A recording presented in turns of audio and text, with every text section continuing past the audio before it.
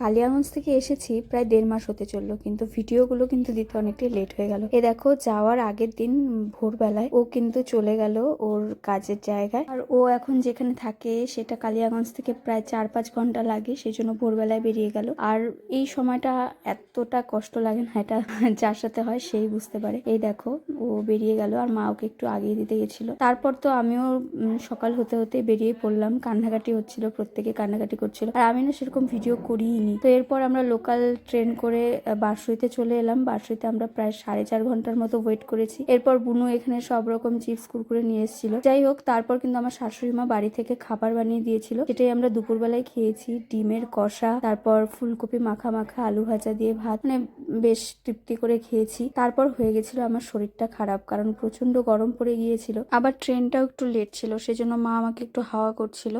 এরপর ট্রেনও চলে এলো আর আমরা বাড়ি চলে এলাম।